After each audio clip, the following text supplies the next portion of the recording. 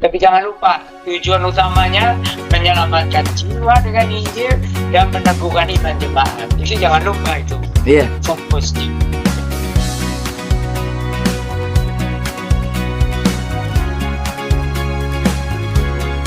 Injili Alpetra Ministry Reformis Alkitabiah Injili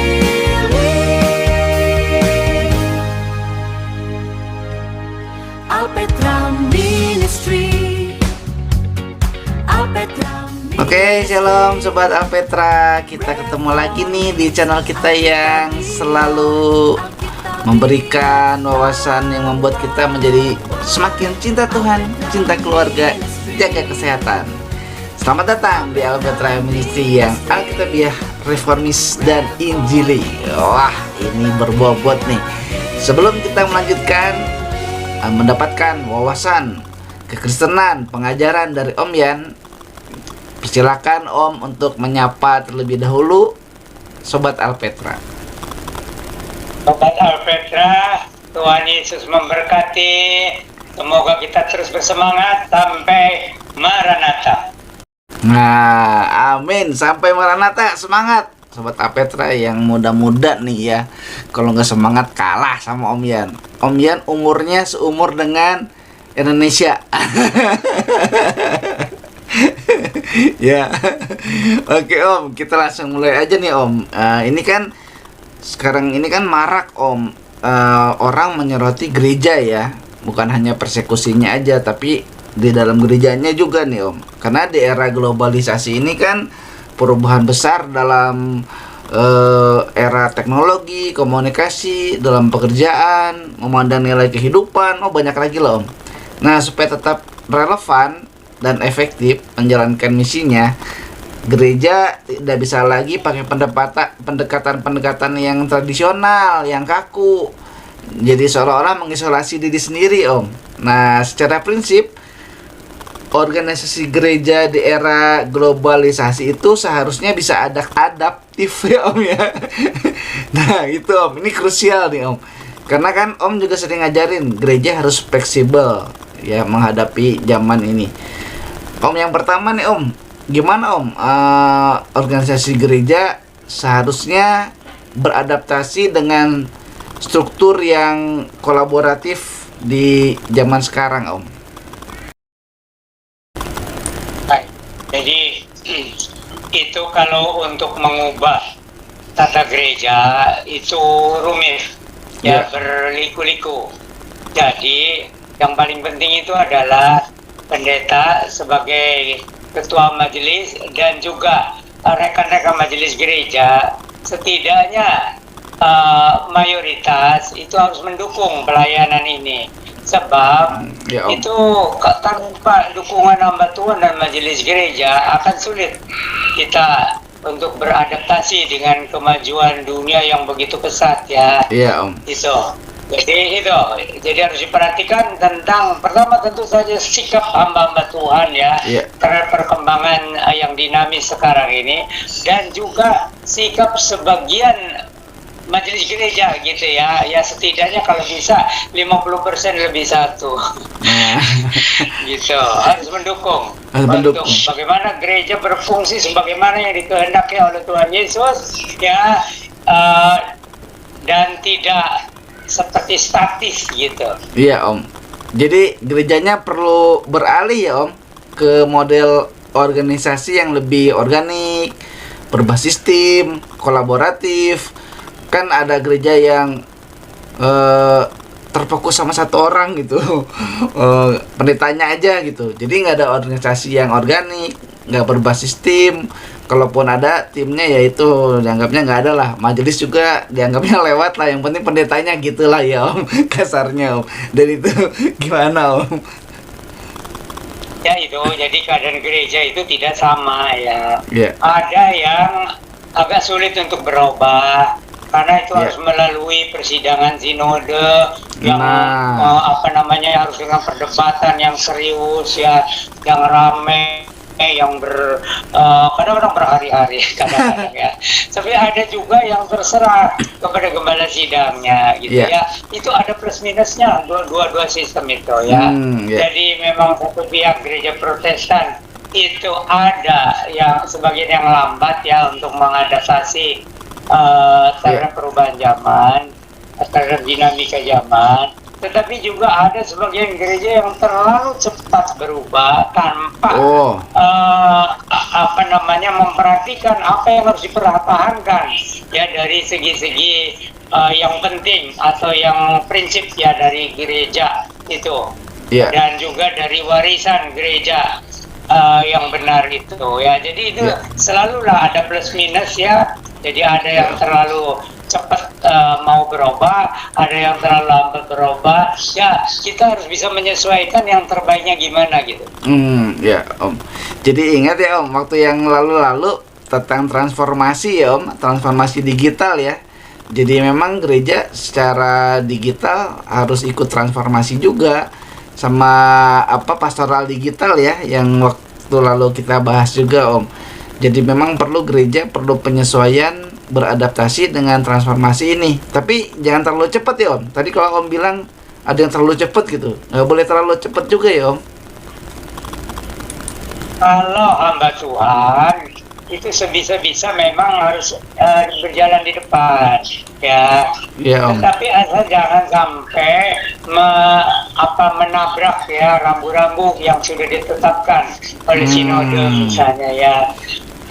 Tetapi ya hamba Tuhan itu memang harus minta hikmah, budi, kebijaksanaan dari Tuhan ya, supaya dari satu sisi bisa mengikuti untuk menghadapi perkembangan zaman, dari sisi lain jangan menabrak rambu-rambu yang ditetapkan oleh sinode gitu ya. Nah, ini tidak mudah. Om. Nah ini Om, jadinya ini juga jadi responsifnya gereja ya Om, kan tidak mudah. Jadi ada responsif gereja terhadap isu-isu global ya.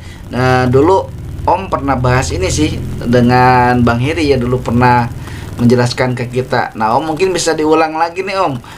Kan Om bilang waktu itu gereja harus berpikir global, bertindak global. Ini maksudnya gimana Om? Supaya nggak salah paham gitu Om.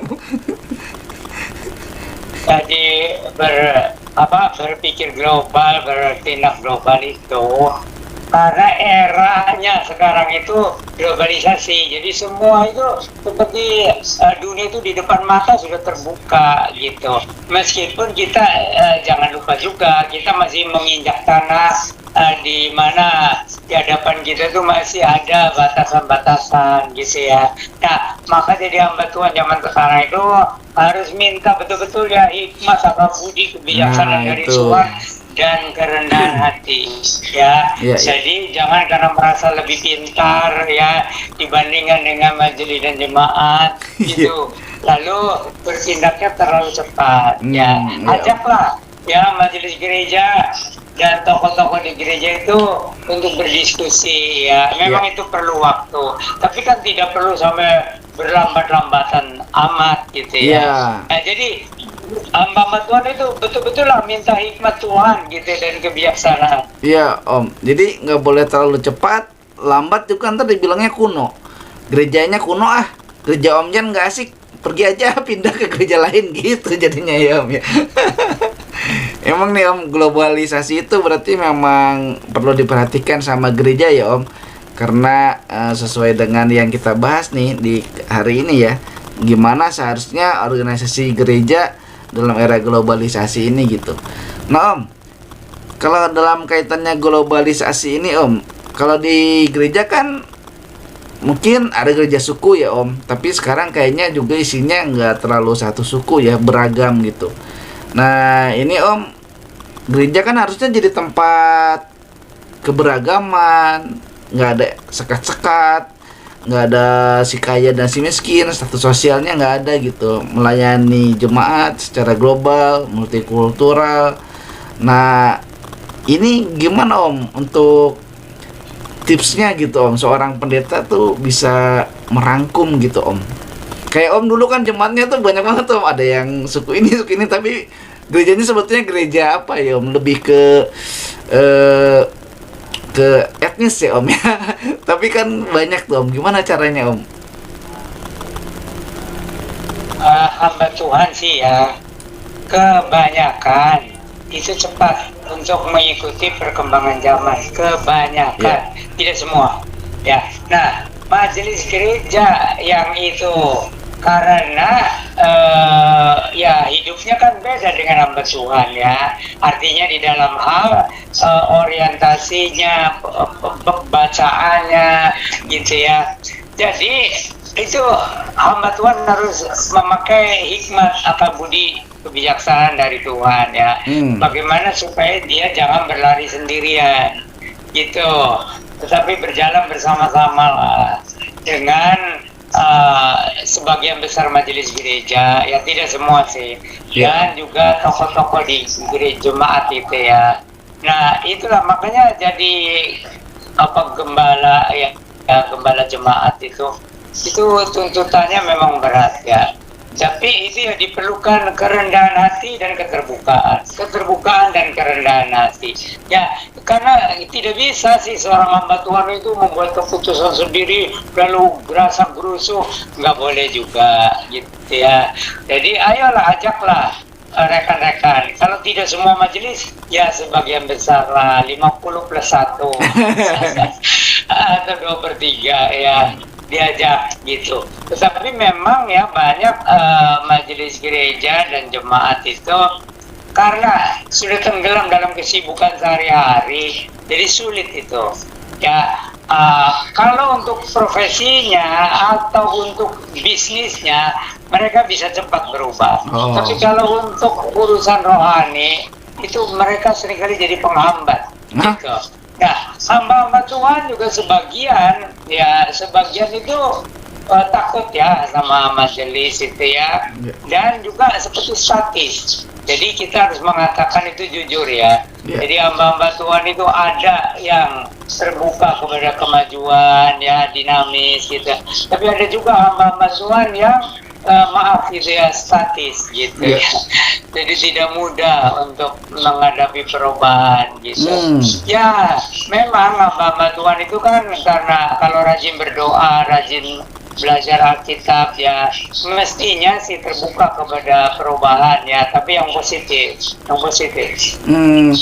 Jadi kalau gitu Om, seharusnya organisasi gereja dalam era globalisasi ini harus kepemimpinan yang Om, istilahnya ya, kepemimpinannya yang memfasilitasi ya Om, bukan otoriter ya. Kalau tadi dari Om jelaskan, pemimpinnya nggak boleh otoriter ya Om, harus melibatkan gitu. Ya, jadi kalau untuk mengajak seluruh majelis, apalagi seluruh jemaat itu susah ya.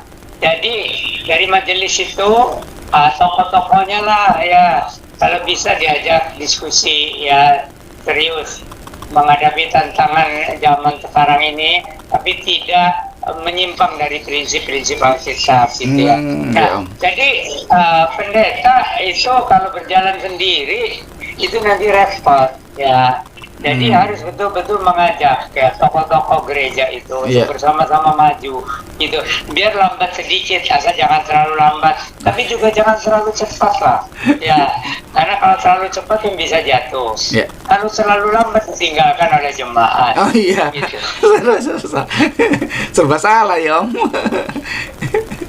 Jadi ini ya Om, di era globalisasi ini, dari yang Om jelaskan tadi, organisasi gereja itu berarti harus cair ya Om, maksudnya fleksibel, tapi pesannya harus kuat, dengan penuh hikmat, tadi kata Om ya, rendah hati gitu. Terus bentuk pelayanannya, teknologinya, struktur organisasinya boleh ya Om ngikuti perubahan zaman, tapi harus dihitung cepat dan lambatnya gitu. Tapi secara kebenaran esensialnya, kasih misi utama, tadi kata Om ya, juga pastinya jangan lupa nih ya, kalau Om suka ingatin, tetap harus ada Injilnya ya Om ya, bahwa Tuhan Yesus adalah juru selamat yang sudah mati di kayu salib mencurahkan darahnya untuk menebus setiap dosa orang yang mau ditebus ya Om. Kalau nggak mau ya udah nggak apa-apa ya. Nah itu ya Om ya. Oke. Kan yang bangkit. Nah ya gitu ya Om. Nanti jemput lagi Maranatha. Ya Om. Nah Om, sekarang gimana nih Om fungsi dan tujuan gerejanya nih Om di arus globalisasi ini ya Om ya. Kan kalau Om tuh menekankan juga ya ada beberapa hal yang menjadi tujuan dan fungsi gereja itu Om. Nah yang pertama itu tujuan utama gereja itu kan hukum kasih ya Om sama amanat agung gitu. Nah kalau secara fungsinya itu kan ada fungsi koinonia misalnya. Ini gimana Om maksudnya Om? Ya fungsi koinonia itu persekutuan itu ya. Iya. Jadi di zaman sekarang ini koinonia itu makin penting. Iya. Karena manusia zaman sekarang itu jadi seperti ya maaf menuju egoismenya itu makin kelihatan ya.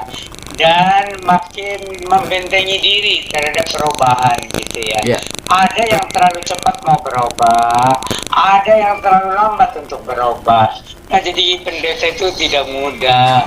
Maka jadi pendeta itu harus minta hikmat Tuhan ya, kebijaksanaan gitu, akal budi, kesabaran, kerendahan hati. Itu jadi gembala itu susah. Kalau jadi penginjil ya itu maaf itu agak lebih mudah. Ya, yang penting dia memang harus berpegang kepada kebenaran Alkitab. Tetapi itu hanya tinggal dengan keberanian dia hantam sini, hantam sana sejauh tidak menyimpang dari Alkitab. Gitu. Menjadi pekabaran Injil, pemberita Injil gitu ya, evangelis gitu. Itu yang dituntut yang menguasai Alkitab dan menguasai teknik berkomunikasi. Jadi lebih mudah ya. Jadi dia kesana kemari tegur orang berdosa supaya percaya Yesus dan sebagainya ya. Jadi beritanya tidak jauh dari itu. Memang harus belajar juga untuk bisa memahami manusia zaman sekarang itu untuk bisa berkomunikasi dan bisa diterima itu bagaimana gitu. Tapi jadi gembala itu susah. Itu diperlukan kesabaran, hikmat, ya, dan juga bisa bergaul, bisa mencari teman diskusi, begitu. Jadi nggak bisa kalau jadi gembala jemaat itu bertindak sendiri, kecuali ada gereja-gereja itu ya, yang terserah pendetanya gitu. Asal pendetanya itu punya wibawa ya, dan dia pinter ngomongnya untuk meyakinkan, itu ya seperti ya terserah. Tapi kalau gereja-gereja Protestan, Reformatoris itu kan sistemnya itu kemajelisaan. Jadi hamba Tuhan itu bagian dari kemajelisaan. Nah itu maka tidak mudah, tapi ya harus terima, itu harus belajar di situ. Jadi tidak seperti berjalan sendiri ya, itu bagusnya. Jadi masing-masing denominasi gereja itu ada plus minusnya ya, gitu ya. Tapi jadi itu kalau yang reformatoris ya, jadi pendeta itu tidak boleh berjalan sendiri. Gitu. Maksudnya itu harus melibatkanlah sebagian besar majelis ya, atau setidaknya 50 per plus 1. Gitu. Om menuliskan di buku Om, fungsi gereja itu harus berfungsi sebagai komunitas yang menyembuhkan Om. Bukan sekadar tempat berkumpul seminggu sekali, tapi juga ruang yang nyaman gitu untuk orang diterima apa adanya, didengar, mendapatkan hubungan antar pribadi yang nyaman di tengah dunia yang kacau balau lah ya Om. Malah semakin kacau balau sekarang. Nah ini gimana Om maksudnya Om? Nah itu pendekatannya macam-macam ya. Ada yang kalau hari dulu ya udah itu yang penting khotbah yang menarik, acara yang bagus dan sebagainya. Tapi kemudian dilengkapi dengan kegiatan di selain ibadah itu yang sudah ditentukan ya. Iya. Ada yang pakai minggu sorenya, ada yang dipakai hari lain itu ya. Nah, Iya. di situ ada persekutuan-persekutuan. Nah, di situ jadi gereja memang tidak sama dan tidak bisa disamakan begitu ya, Iya, Om. atau diseragamkan. Nah, itu maka jadi hamba Tuhan, jadi gembala sidang itu betul-betul harus minta hikmat, akal budi, kebijaksanaan. Tidak mudah. Kalau jadi penginjil ya atau pemberita Injil itu ya asal dia bisa berani menegur dosa, asal menyampaikan Injil yang benar ya udah. Tapi kalau untuk menjadi gembala itu tantangannya Berat. luar biasa berat, apalagi zaman sekarang. Iya. Tapi ya bagaimana panggilannya lah. Kalau memang panggilannya jadi gembala, ya harus belajar banyak di situ untuk Iya. bagaimana bisa setidak-tidaknya diterima oleh 50% lebih dikit, Nah, gitu. iya. Ya, dan juga tentu saja bisa menghadapi tokoh-tokoh penentang itu bagaimana caranya, bukan dengan konfrontatif, tapi dengan hikmat, apa budi dari Tuhan, dengan kerendahan hati gitu, dengan banyak doa juga jangan lupa, dengan banyak doa dan konsisten memberitakan kebenaran Injil dan firman Tuhan itu. Begitu, Bapak. Jadi hamba Tuhan tuh kalau bukan panggilan jangan dah. Iya, iya, Jangan iya. pikir ya karena saya ini fasilida, saya punya karunia untuk berbicara di depan umum, lalu mau jadi hamba Tuhan atau mau menonjol di gereja, nggak boleh begitu. Karena apa? Karena semua menyangkut gereja itu ada aturannya. Pertama dalam Alkitab ada aturannya. Kedua juga dalam tata gereja. Memang tata gereja selalu terlambat. Tapi ya itu penting daripada nggak ada tata gereja. Nanti bagaimana? Kacau. Ya kan? Jadi nggak ada rambu-rambu. Iya, Om. Gitu, Pak. Iya, Om. Mengajarkan fungsi pembinaan itu perlu ditangani secara sistematis, baik menurut jalur usia, tahap kehidupan rohani, untuk aktivis, dan menurut jalur profesi jemaat. Perlu kerjasama dengan jemaat lain, satu sama lain. Bahkan tadi Om bilang sama sinode, terus tadi Om bilang pendetanya, berkali-kali Om ingatkan nggak bisa sendiri, harus ada timnya. Nah, Di gembala sidang itu jauh lebih berat. Karena orang-orangnya kan itu juga ya, nama ya tidak terlalu cepat dan harus digembalakan. iya, Om. Jadi itu sama, jadi hamba Tuhan harus betul-betul mentaati panggilan Tuhan secara pribadi. Untuk apa dia dipanggil gitu ya. Jadi jangan lihat kalau jadi penginjil lebih enak, Iya. atau kalau jadi gembala sidang lebih enak. Jangan kita membanding-bandingkan. Tuhan memanggilnya sebagai apa? Iya. Terimalah. Nah, kalau soal ekonomi, ya itu kalau jadi gembala kan biasa sudah terjamin ya, biasa ya, sedikit banyak. Kalau jadi penginjil bebas, ya bergantung kalau dia pintar ngomong, ya apalagi dikaitkan dalam khotbahnya supaya persembahan, supaya diberkati dan sebagainya. Tetapi kita tidak menghakimi lah, karena itu penghakiman itu hanya milik Tuhan. Iya. Ya. Tapi sekarang ini panggilan Tuhan untuk jadi apa, lakukanlah. Ya. Sesuai dengan panggilan Tuhan.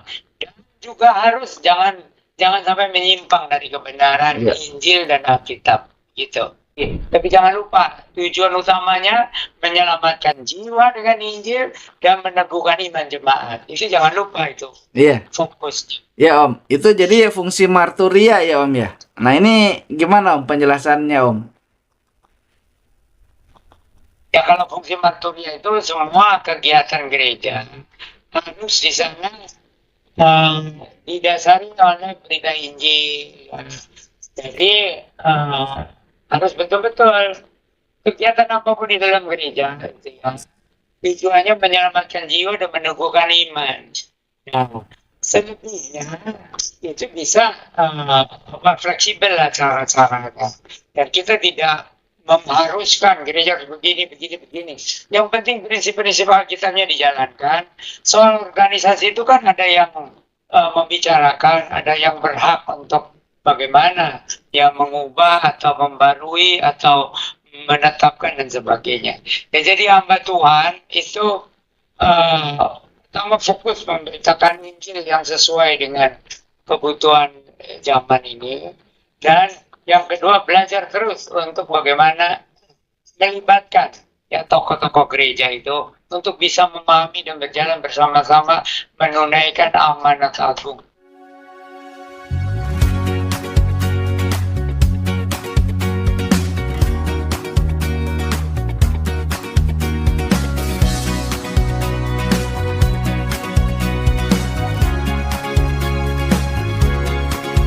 Injili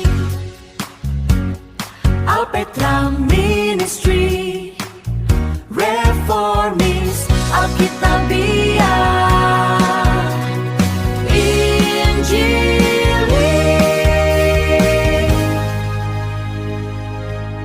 Alpetra Ministry Alpetra Ministry Reformis Alkitabiah Alkitabiah worldwide Alpetra Ministry Alpetra Ministry Reformis Alkitabiah Injili.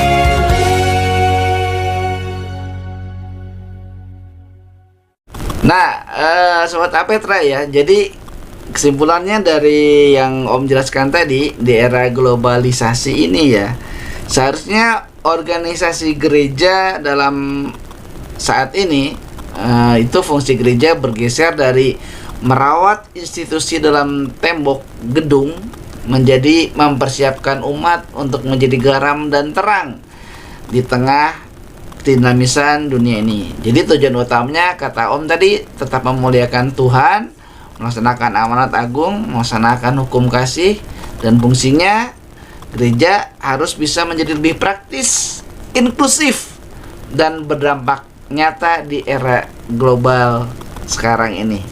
Nah, Om seperti biasa mengakhiri pengajaran dari Om, closing statement dari Om.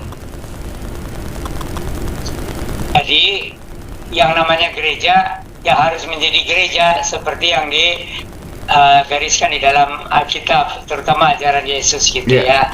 Jadi selebihnya itu urusan organisasi, administrasi itu masing-masing Tuhan sudah sediakan orangnya. Tapi hamba Tuhan harus fokus menjalankan amanat agung, baik penginjilan, menyelamatkan jiwa-jiwa dengan Injil, maupun membina, ya mengajar, melatih. Itu jadi seperti Yesus saja. Jadi urusan organisasi, ayo kita melibatkan majelis gereja, tokoh-tokoh gereja ya. Dan ya jangan lupa juga tokoh-tokoh muda juga ya, tua dan muda ya. Semua dilibatkan. Tapi kalau soal tugas gereja harus kembali kepada Alkitab itu. Ya, mengabarkan Injil, menyelamatkan jiwa, memuridkan orang percaya. Itu hamba Tuhan harus fokus ke situ. Lalu bagaimana melibatkan ya itu tokoh-tokoh gereja ya atau anggota gereja untuk ambil bagian di dalam amanat agung ini. Dan tentu dengan hikmat Tuhan lah, dengan kesabaran, ya tidak mudah itu. Iya.